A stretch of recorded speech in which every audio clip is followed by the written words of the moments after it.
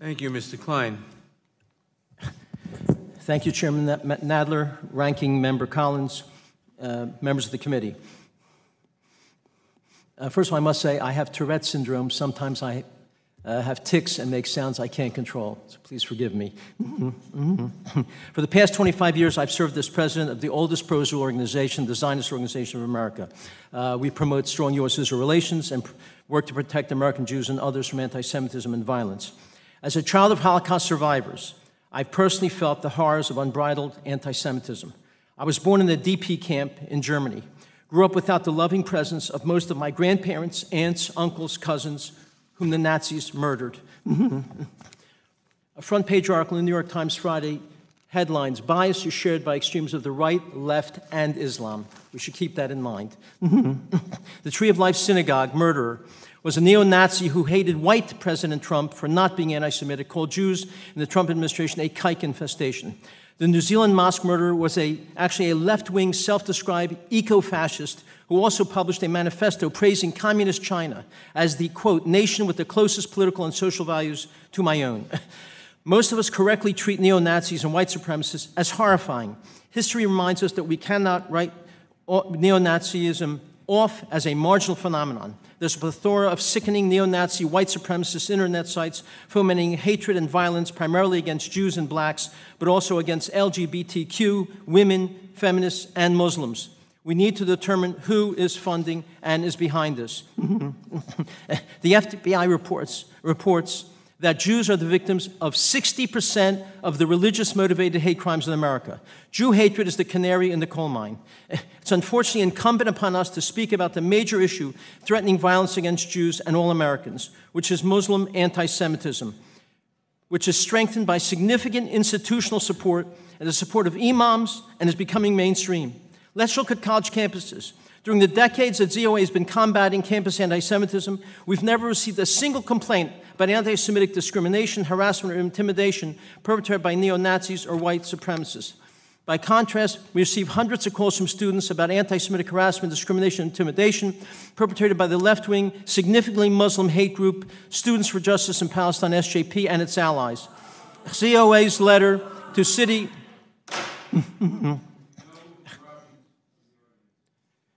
ZOA's letter to City University, we have documented that at these SJP rallies, it is common for SJP demonstrators calling for Israel's elimination, screaming Jews out of their campuses. Jews are racist sons of bitches, forgive me. When we take control of this campus, we're going to kick you out and make sure you don't graduate. Get out of America, long live the Intifada. Last week at Columbia University, the anti-Semitic hate group SJP distributed a flyer for its Apartheid Week with a caricature of a Jew that looks like it came from the Nazis' propaganda tabloid, Der Stürmer. The Amcha Initiative database of almost 2,600 incidents confirms SJP and its allies are the perpetrators in most incidents on U.S. campuses. Unfortunately, that abhorrent incidents perpetrated by Muslim and leftist campus groups are rarely satisfactorily resolved. Let's look at the statistics. ADL's worldwide survey of 100 countries found that 49% of Muslims harbor anti-Semitic attitudes. This is a chart of that. You see the non-Muslims, it's far less. This is a painful fact that ADL has studied. It's more than double the anti-Semitism found among persons of other faiths.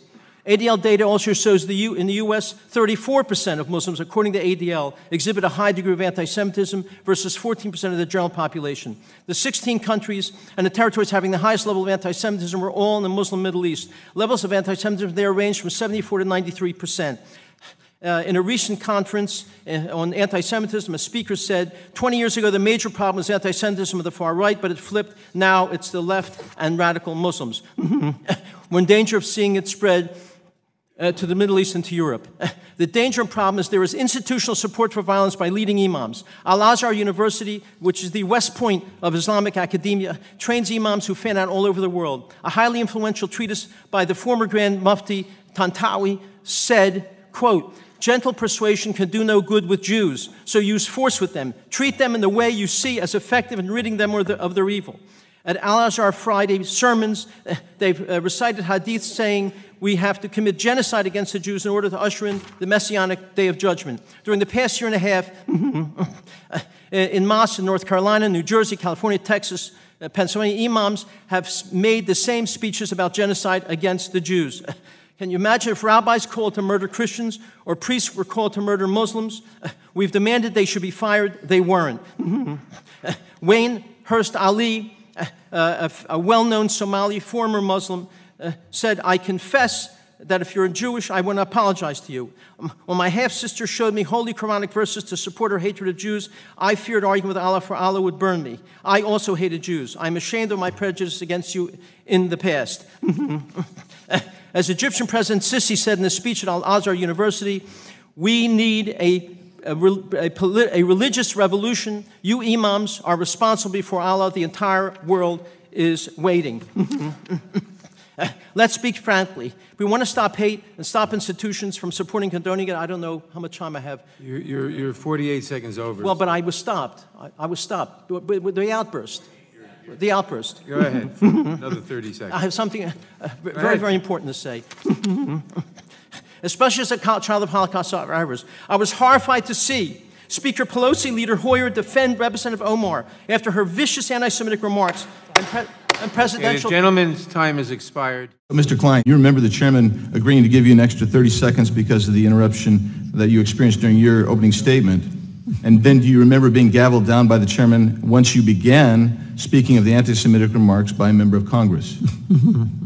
And we've just timed this. You only got 12 seconds. I have 30 seconds left, and so I'm going to give you those 30 seconds that you were promised and were denied. Well,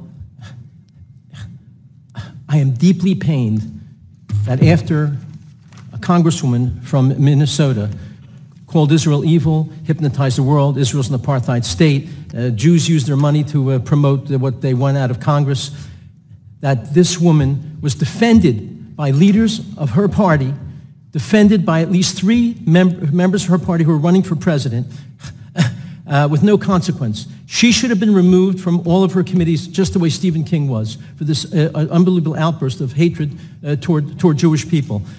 In fact, there's actually a member of this very committee who publicly called Jews termites of this committee, and there was no consequence to that outrageous statement. So this is really frightening to me, especially as a child of Holocaust survivors. If there's not consequence to this type of hate speech against Jews, you're only going to get more of it. We're only going to embolden people to continue this, and ultimately, hate speech turns into physical violence. That's been true throughout Jewish history, and that really frightens me.